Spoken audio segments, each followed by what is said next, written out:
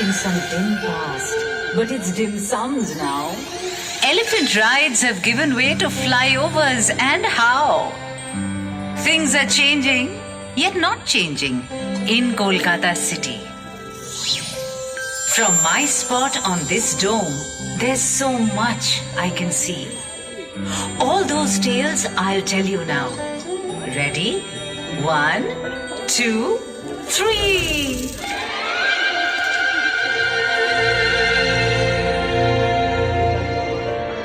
Once it was photogenic, now they're making memes.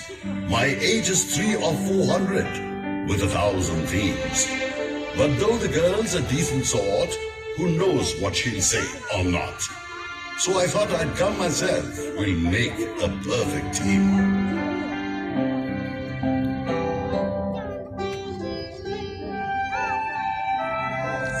Behold this character, ladies and gentlemen. He used to wander around the spot where all of you are sitting now. It's a long way from Jurassic Park to Park Street. If that's where you want to begin, it'll take a 52-episode serial to get to mobile phones. I suggest you start with the familiar black and white. How about this then, sir? A car speeds out of 38/2 Elgin Road on the night of January 16th, 1941 and drives straight into the Bengali soul.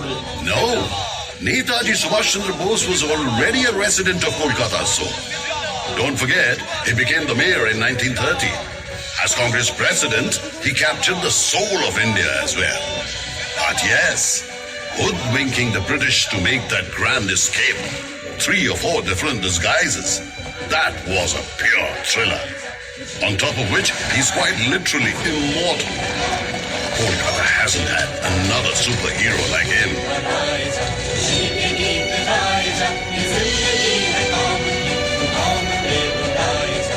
Indeed? Perhaps you would care to tell me then who Kolkata's greatest villain is? In that case, I'm going to name someone who has no name. No name? Meaning? Over 6 months in 1989, an unknown person murdered 13 homeless people sleeping on the streets at night. The media named him or her the Stone Man. Imagine starting with something so morbid. If you ask me, I think the greatest villain is Amitabh Bachchan. Amitabh Bachchan? Why? Isn't it obvious, sir? He worked in Kolkata, he acted on stage in Kolkata, but when it comes to films, he chose to go away to Mumbai. Why? Couldn't he have joined Bangla films instead? He'd have made such a romantic hero. By that logic, even Cliff Richard spent his childhood in Kolkata. Or in Howrah. He was such a wonderful singer, wasn't he? Had he stayed back, he could have been the one to start Jivanmukhi Gaan instead of Shuman Chatterjee. Oh, but wait! Wasn't Pele in Kolkata too? And Lionel Messi? He too, right? Look, I'm warning you. Don't you make fun of football. The daring young men of Mohan Bagan Club defeated the British team East Yorkshire Regiment 2-1 in the IFA Shield final. Just imagine! The country is ruled by the British, and here's a team composed entirely of Indians beating a British team. 1911 shines brightly in Kolkata's history. Really? But the Indian capital was taken away to Delhi that same year, wasn't it? I was the capital for 139 years before that. The so-called single most important city of British India. Oh, but that's nothing to be ashamed of. It's a matter of pride, in fact.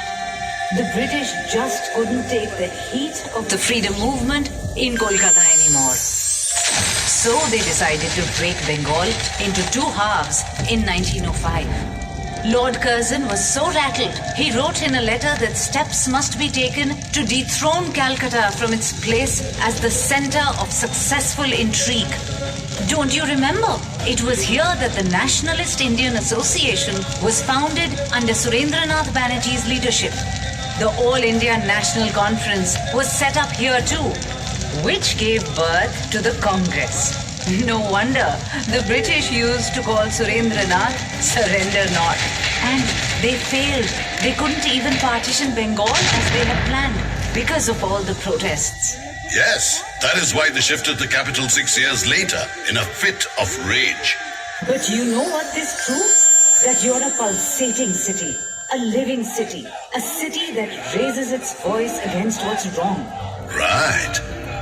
Which would one day be mockingly called the city of processions, and even a dying city.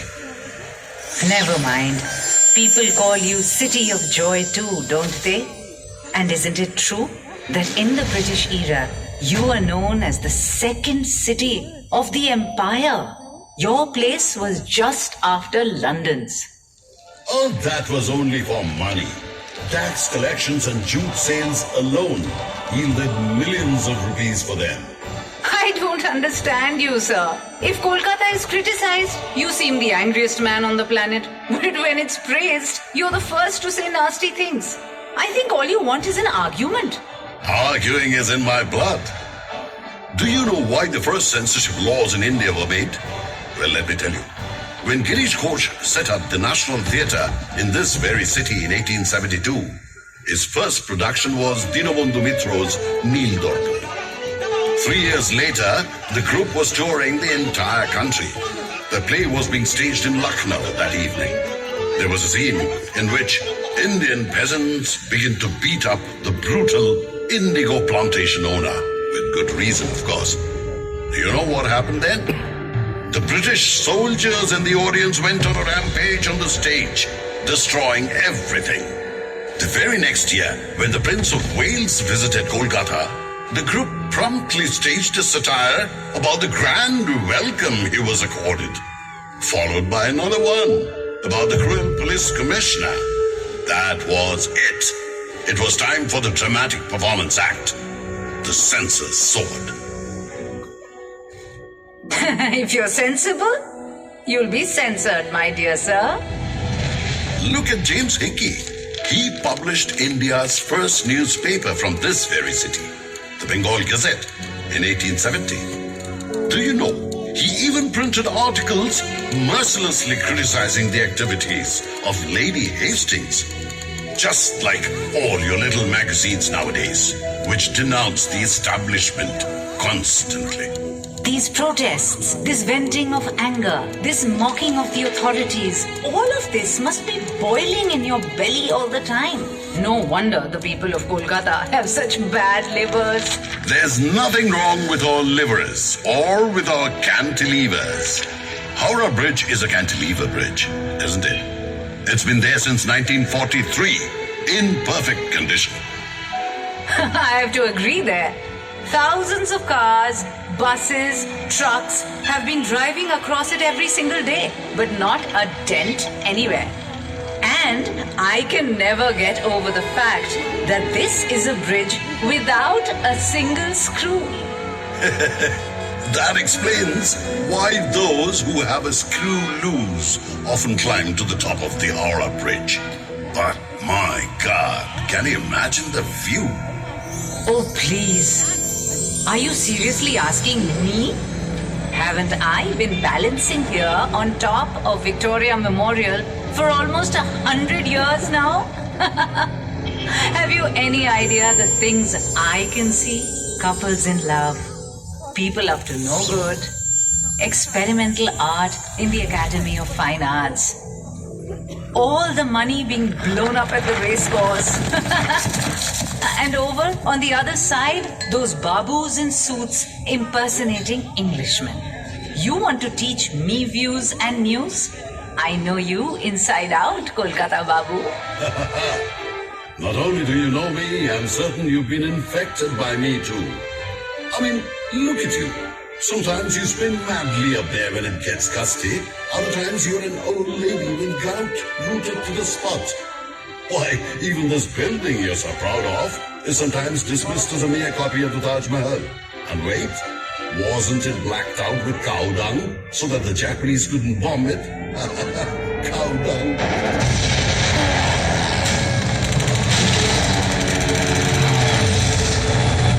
There's nothing to laugh at. It's not like your face hasn't been blackened with shame either.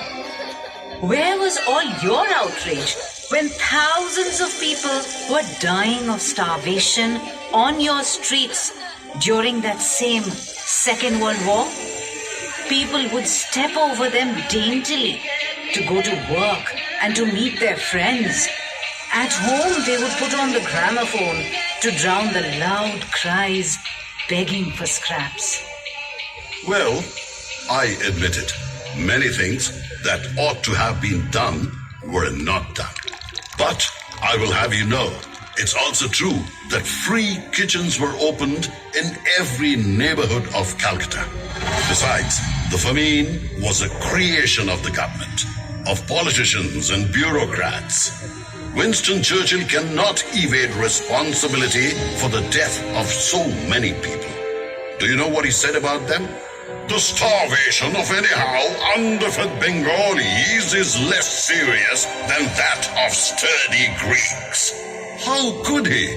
Don't forget either that Nobanno, Bijan Bhattacharya's brilliant play about the famine, was staged in this very city.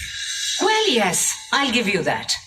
Leftist artists created the Indian People's Theatre Association, or IPTA as everyone called it, just a year earlier in 1942.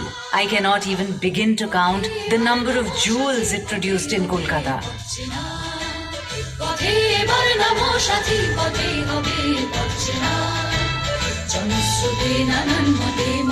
Nobanno was just one of them. So many other memorable songs, plays, films, Utpal Datto and Jyotirindranath Moitro, Devobroto Bishwas and Sholil Chaudhary, all of them were dazzling diamonds from the IPTA mines, while Mrinal Sen was its spiritual disciple.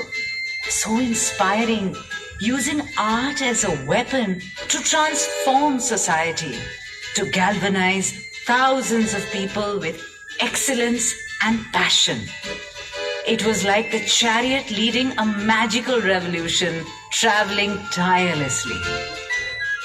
The famine of 76, known as Chiattor et Monontor, which took place about 170 years before the one of 1943, was man-made too.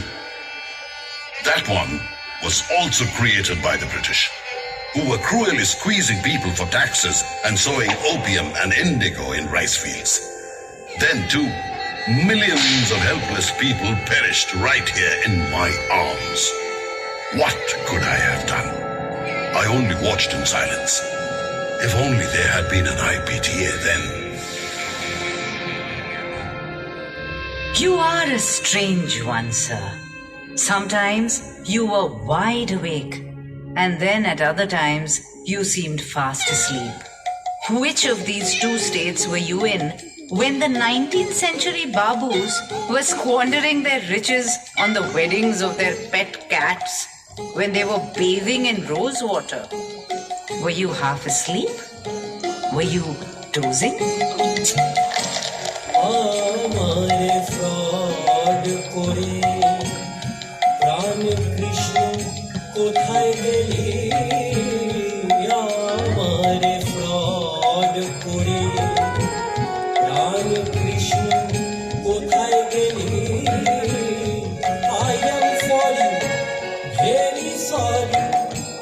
I What do you know of it? I had so much fun. Here are these people oiling themselves profusely and then riding off in a 4-horse carriage to bathe in the river. What reckless glamour. And look, if the Babus didn't go overboard, where would the connoisseurs of the Baiji's dance have been, huh? Or for that matter, the schools and colleges they started? Even my most beautifully illuminated festival, the Durga Puja, would not have come into being. Durga Puja would not have happened? Why not, sir? Obviously, you don't know that it was Babu Nobu Krishna Dev of Shobha Bajar who donated large sums of money to set up madrasas, to build roads, to have musicians brought in from all over the country for elaborate concerts. He not only participated in the conspiracy against Siraj-ud-Dowla in the Battle of Plassey, but also organized a magnificent Durga Puja to commemorate the victory. This was the event which put the Durga Puja so prominently on our calendars. Are you telling me that the man who started the idea of the big fat Durga Puja was the one who wanted to hand Bengal over to the British? Of course. Bengal would not have fallen into British hands had Siraj-ud-Dowla not attacked me with a huge army in 1756.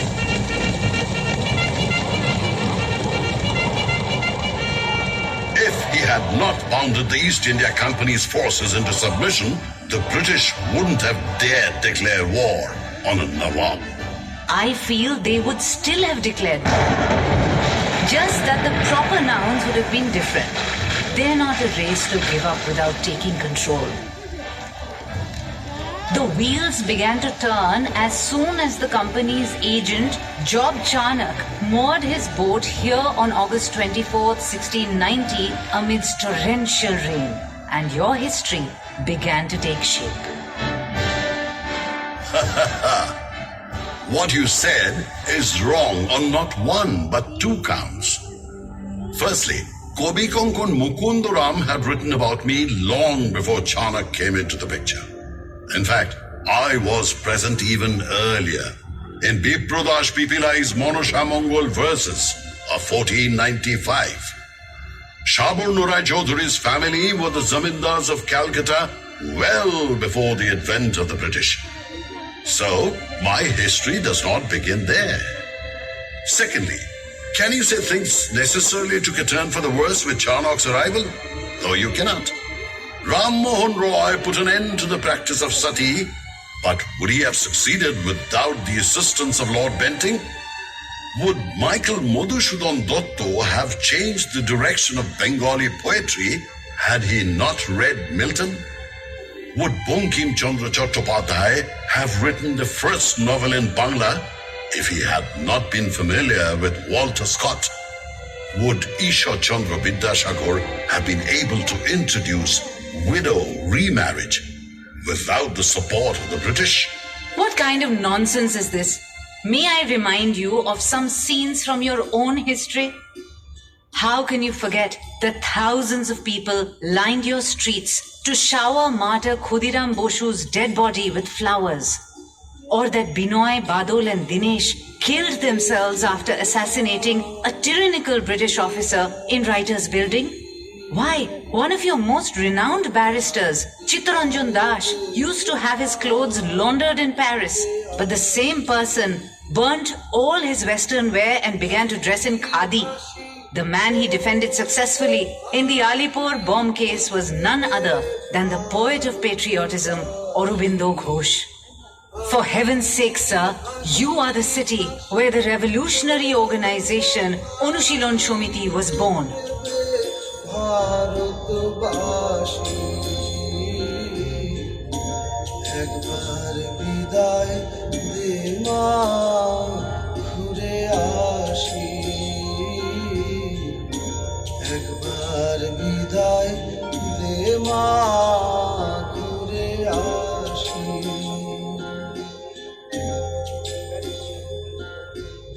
But of course, after all, the monument was erected in 1828 in memory of Commander David Ochterlony to commemorate the East India Company's victory in 2 battles, wasn't it?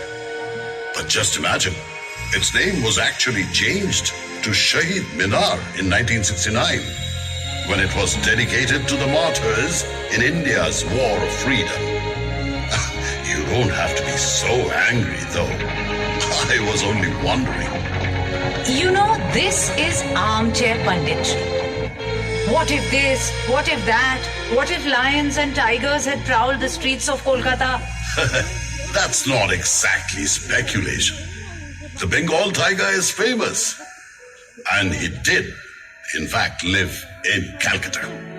He took charge of Calcutta University in 1907, 50 years after it was established in 1857. And he transformed it completely. He is none other than Sir Ashutosh Mukhopadhyay. And what of the lion? The lion? We also call him the Shingho, don't we? So, what about Kali Prashanna Sinha or Kali Prashanna Shingho, who not only translated the Mahabharata, but also wrote Utam Pachar Noksha about me? Right. And rhinos? What about them?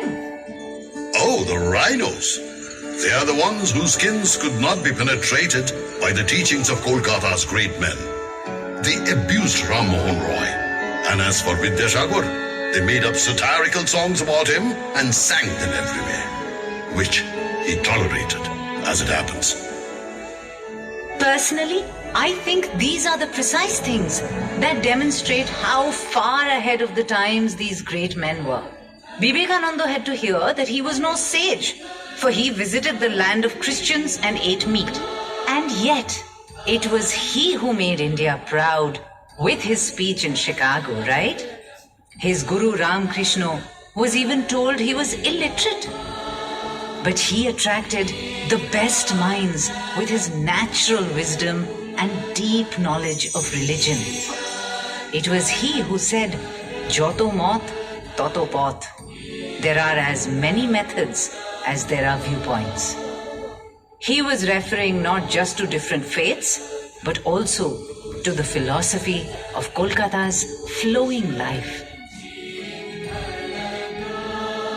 We don't care for criticism. Even Rabindranath Tagore had to take it. Apparently, all his writings are convoluted, and he founded Shantiniketan with unclear intentions, etc., etc. But his Nobel Prize is still the first line of my poetry of pride.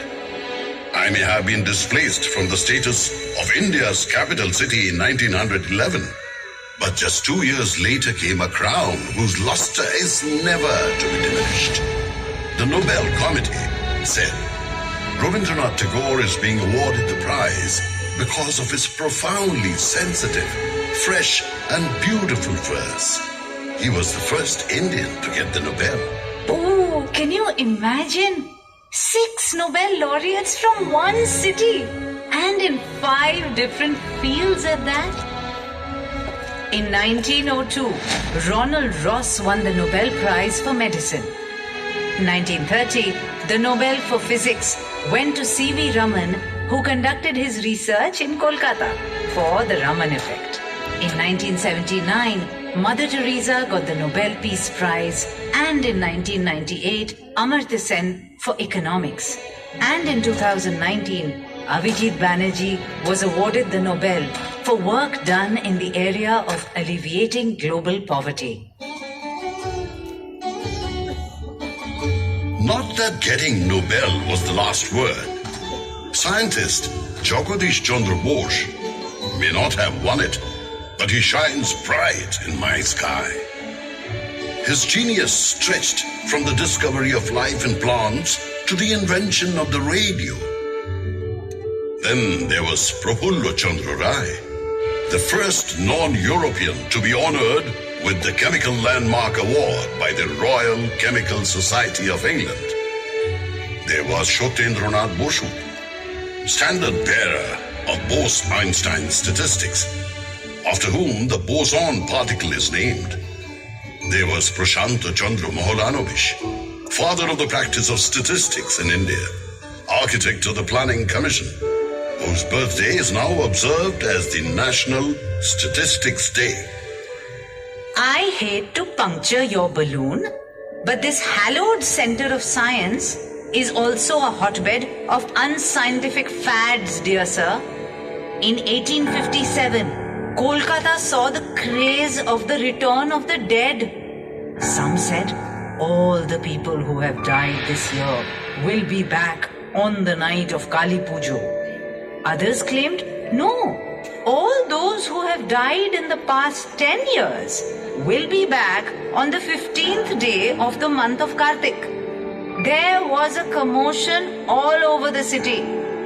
Many people began to wait for their dead relatives. Songs were composed too. The dead people are back. I saw them floating in Ranaghat. Scrawny neck and swollen belly, wobbling like a lump of jelly. Guilty as charged. The 1979 rumors were no less sensational. The American satellite Skylab was going to collapse any day. People kept staring at the sky. Many of them actually walked around in helmets all day. Well, some pieces of Skylab did fall. But that was in Australia, in and around Perth and some other places. Nowhere near Calcutta. Oh, yeah, but the madness I remember best was when Ganesh began to drink one afternoon in 1995. Temple Ganeshas, calendar Ganeshas, hole-in-the-wall Ganeshas, no one was left out. Apparently, they were all drinking milk as though their lives depended on it. Everyone ran headlong to their nearest Ganeshas with milk.